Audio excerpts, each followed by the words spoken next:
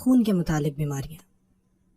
اس سے پہلے کہ ہم بلڈ ڈس آرڈرز کے بارے میں پڑھیں، ہمیں خون میں موجود اجزاء کے بارے میں جاننا ضروری ہے۔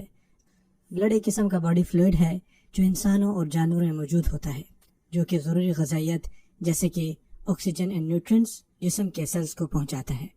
ورٹبرٹس میں مختلف قسم کے خون کے سیل سے مل کر بنتا ہے، جن میں موجود ہوتے ہیں ریڈ بلڈ سیلز، جن کو ہم RBC یا ایریتھروسائٹس بھی کہتے ہیں، اور دوسرے وائٹ بلڈ سیلز جن کو ہم WBC یا لیکوسائٹ بھی کہتے ہیں، یا ان کو پلیٹلیٹس بھی بولا جاتا ہے۔ پلازما ٹوٹل بلڈ فلوئڈ میں 55% فلوئڈ پر مشتمل ہوتا ہے اور 92% والیوم کے حساب سے، اور اس میں زیادہ تر مقدار میں protein, glucose, mineral ions, hormones اور کاربن ڈائی آکسائڈ موجود ہوتی ہے۔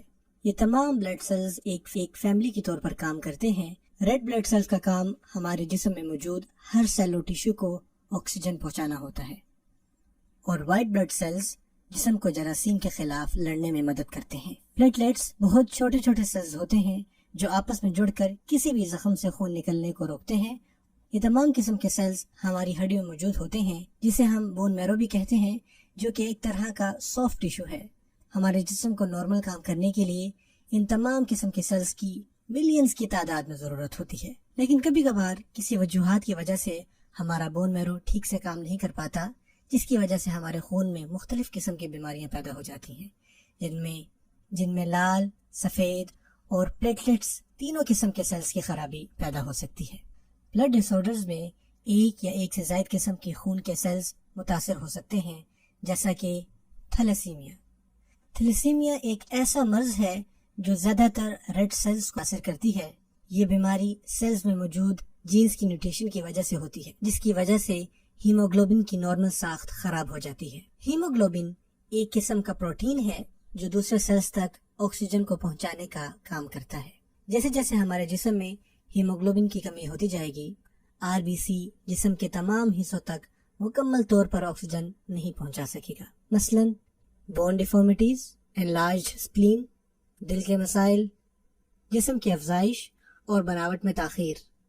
جو لوگ اس بیماری سے متاثر ہوتے ہیں ان کو باقاعدگی سے خون لگوانے کی ضرورت ہوتی ہے تاکہ ان کے جسم میں RBCs اور ہیموگلوبن مناسب مقدار میں موجود رہے۔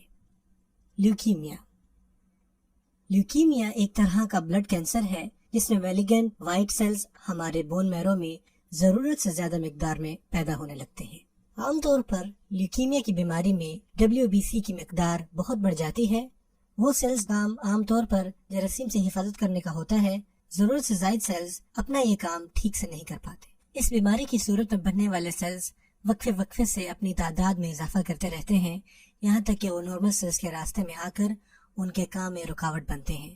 اس کے نتیجے میں جسم کے لیے مختلف قسم کے جراثیم اور بیماریوں سے لڑنا مشکل ہو جاتا ہے۔ لیوکیمیا ہوتا کس وجہ سے ہے؟ کیا یہ مروزی بیماری ہے؟ آج تک اس بیماری کی ایگزیکٹ وجہ پتہ نہیں لگ سکی، لیکن زیادہ تر کیسز میں یہ جینیٹک اور انوائرمنٹل کازز کی وجہ سے ہوتی ہے، جس کی وجہ سے WBC سیلز میں جینز لیول پر کچھ تبدیلیاں آ جاتی ہیں، لیکن ان تبدیلیوں کی اصل وجہ پتہ لگانا مشکل ہے۔ ایک طرح کا واقع چینج جو لیوکیمیا کے سیلز میں بہت زیادہ ملتا ہے اسے کہتے ہیں کروموسوم ٹرانسلوکیشن۔ اس میں کروموسوم کا ایک حصہ دوسرے کروموسوم کے حصے سے اپنے آپ کو تبدیل کر لیتا ہے۔ لیوکیمیا ایک مروجی مرض نہیں ہے، مگر سیلز کے لیول پر ہونے والی میوٹیشنز کے نتیجے میں یہ بیماری سامنے آتی ہے۔ ٹریٹمنٹس۔ لیوکیمیا کا علاج مختلف چیزوں کو سامنے رکھتے ہوئے ڈیسائیڈ کیا جاتا ہے، جیسا کہ آپ کی عمر، آپ کی صحت، ٹائپ آف کینسر اور یہ کتنے حصوں کو متاثر کر چکا ہے۔ عام طور پر جو علاج موجود ہیں ان میں سے ایک ہے اسٹیم سیل ٹرانسپلانٹ، کیموتھراپی اور ریڈیشن تھراپی۔